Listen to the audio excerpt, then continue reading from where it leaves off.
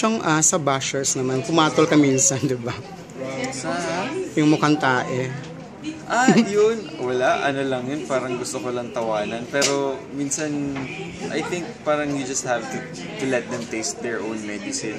Pero nothing serious. Nakakatawa siya actually. It's not really offending but nakakatawa. Yung viral photo with Papa P, anong masasabi mo doon? Yun din nakakatawa. Sinagot ko rin naman yun. Sabi ko, makikisali na rin ako sa pagpapaviral. I mean, you don't have to take everything so serious para, diba? So, it's just part of our work. It's part of being a celebrity, and you just have to know how to handle it. I like how calmly you game ka, hindi kayo pikon eh. Kasi tatanggapin mo rin talaga eh. And kung nakakatanggap ka ng papuri, makakatanggap ka rin minsan ng pangbabash. And you just have to deal with it.